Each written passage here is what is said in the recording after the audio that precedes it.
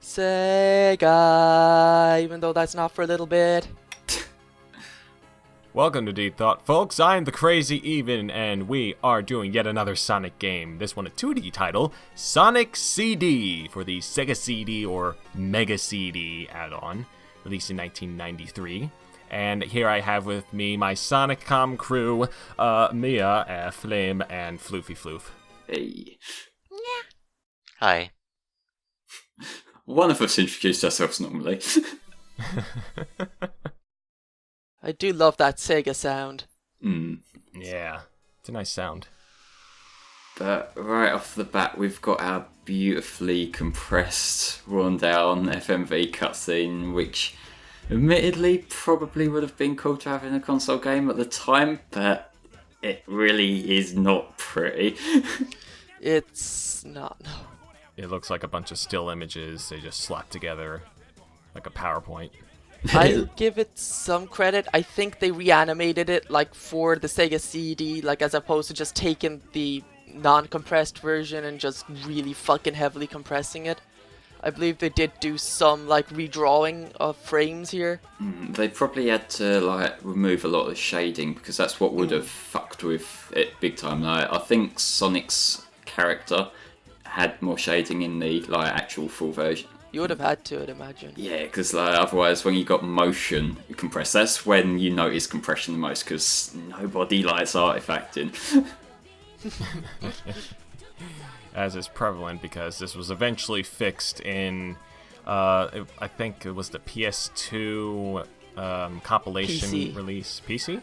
Oh. Yes, Okay. the original PC. Yeah, the PC version would have had the full cutscene, but like in terms of console releases, it wouldn't have been until the Gems collection on PS2. Why do console releases matter so much? Because like three people Consoles. bought the PC one. Yeah. In my opinion, the definitive version of this game is probably the Steam version. That has a few issues, but it's the best version of CD you're gonna get. The Christian Whitehead version, to be exact. He was also doing Sonic Mania. That sounds like a KKK member. So right off the bat, some good old Sonic 2D platforming, which I'm gonna be honest, I've never really gotten to be a huge fan of. And it's no because shit.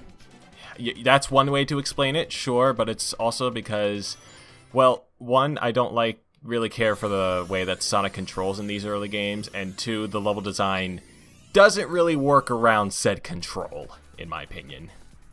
I think the control is fine. I think the problem you have is, I mean, I will say the level design in this game is not as good as even Sonic 1's, I'd say. A lot of it really is just sort of, you know, springing you around into shit and stuff. It's almost like a pre-Dimps game, although not as bad.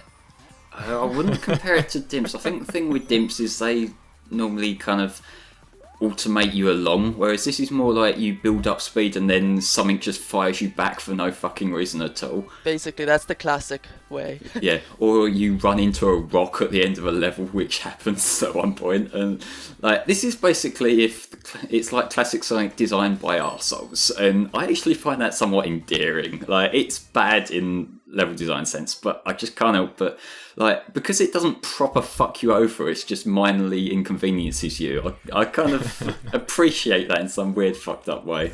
Yeah.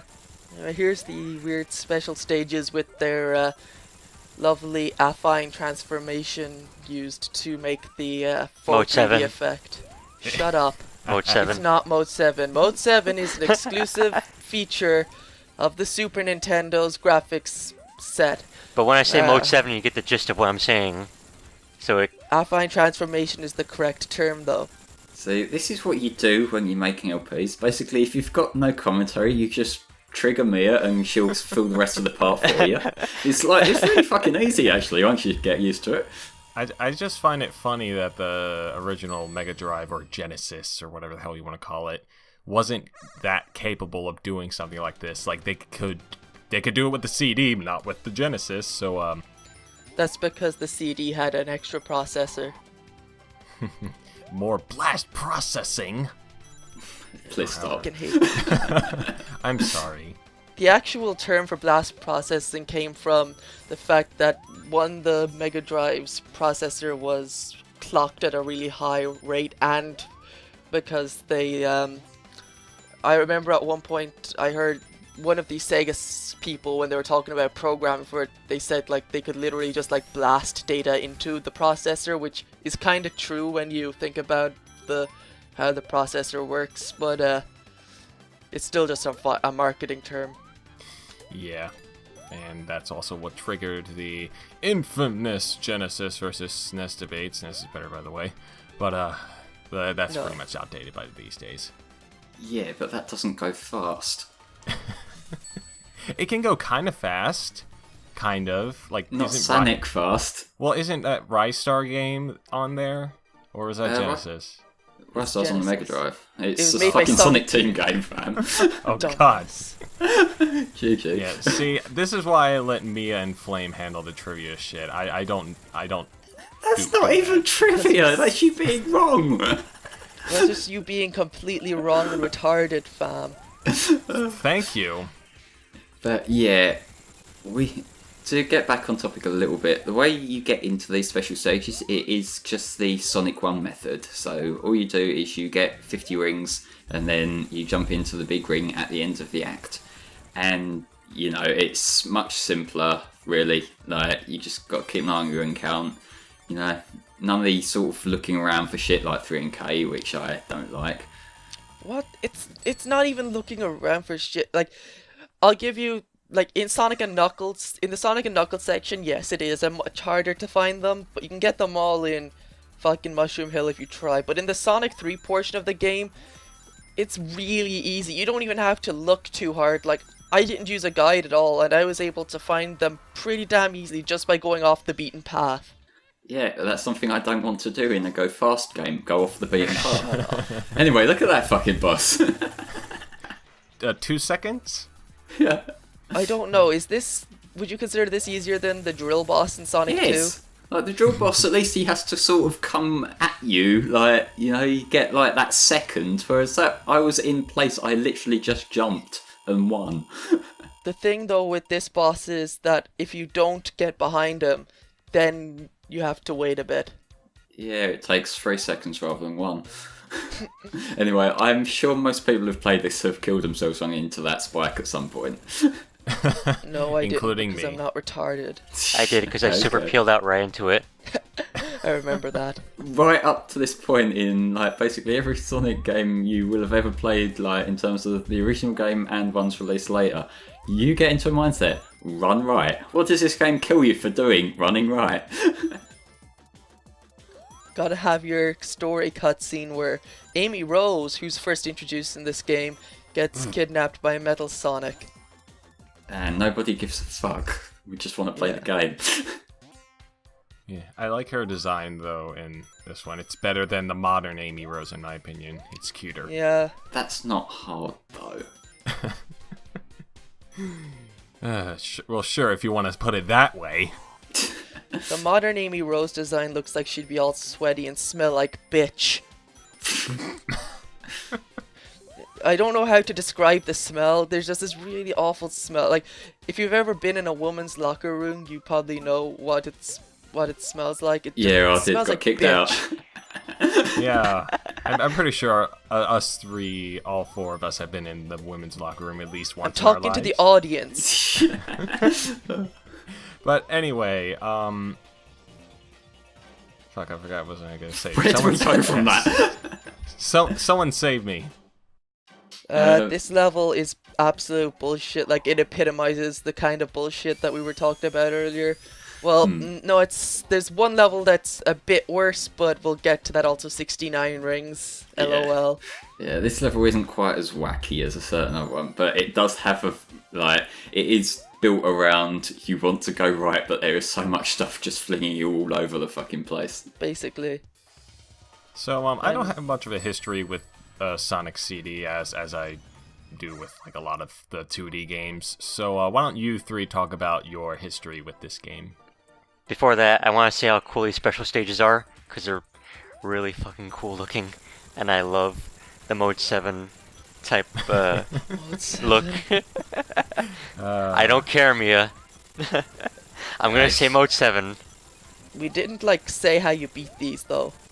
Well, yeah, I'm like the master of these special stages. I can beat these really quickly and And how do you beat it, Floof? How do you beat these special stages? I kill the robots. Yes. They're UFOs. Anyway, Flame, why don't you talk about your history with this game first? I first played this on the Gems Collection on the PS2. Like, that was... Like, I didn't really have much interest in it at the time, because like you, I've always been more drawn towards 3D Sonic than 2D. And I remember when the HD version came out, which technically it's not a port, it was rebuilt from scratch, but it's like a remake of it. Like that, I remember playing that a bit and kind of, I don't know, as someone who isn't that big on classic Sonic, I kind of take this as what it is, as being a sort of subversion of classic Sonic, and I appreciate for that.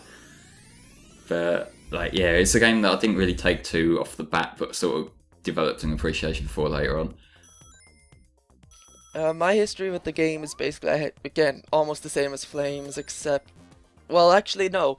Like, I did play on the Gems Collection first, but I actually had experience... when I was younger, I actually pirated the game, because pirating Sega CD games is fucking easy as shit. Wow, you can And I burn a actually disc, played- well done. Yeah, and I was able to play it on an actual Mega CD, and so that was cool. What about you, Floofy? I played this first when I got it on the iOS, the iOS version I got first, and I played it on my iPad, and it was really good for a touchscreen version, at least on the iPad. I can't say the same for the phone because it's a really small screen, but No, I've played the iPhone versions of Sonic 1, 2, and CD, and honestly, as far as mobile games go, classic Sonic works because the only buttons you need are jump and go right.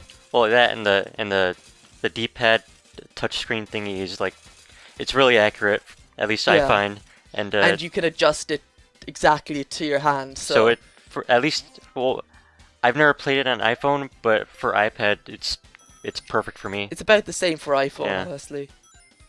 In terms of the HD ones, I do hear a fair bit of praise for the iOS ones, which I don't play on iOS. I just absolutely despise playing with touchscreens, no matter how well it's optimized. But like, I will say But you love motion controls. yes, I'm using motion controls. But like, I will say the PC version has some issues, like mainly technical stuff. Like, for some reason they didn't. Like, they tie the frame rate like to the game logic, and they didn't cap it at 60, so naturally you have to fuck around with it to get it to run properly if you got a higher refresh rate than that. Which is always fun, because they couldn't be asked to actually optimise it properly, but you know. Yeah, well, they eventually did fix that once again with the Steam version, and that was No. the version. No, that's the one I'm talking about. Oh, they did? The Steam one, that is Yeah. so poorly made. Like, if you're trying to play that with a high refresh rate monitor, you have to fuck around with it, and that to me is a sign of like bad PC porting. I didn't see any issues at all. It was like full 68 frames per second all the way. I didn't. Yes, But that's I'm what guessing- he's saying. I'm guessing you have a 60 hertz monitor though. I think so. Yeah, I think so. Well, yeah, if you're trying to play on a 144 hertz monitor, which, you know, a lot of people will nowadays, and it speeds it up. It doesn't just, you know, like, this is poorly made to tie game logic to frame rate in the first place. But if you're gonna do that, you need to cap it at least, because otherwise the game will try to play at 144, and it will mean that your game speed is over doubled. It's fucking unplayable. Well, it's a good thing I don't have a 144 hertz monitor. It's a good thing you're stuck in the past.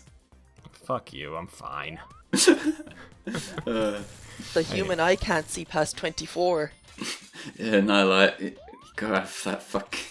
It's like, what's the opposite of cinematic? Playable? But, yeah, this boss here, it's one of those bosses that you'll either get lucky with, like I did once, and otherwise I've had to always save scum, or you'll be in here for ages. Yeah. This is the true predecessor to Sonic Spinball. And we'll see you guys on the next part for more... No more Sonic Spinball, actually. That was only it. But we'll see you guys next time.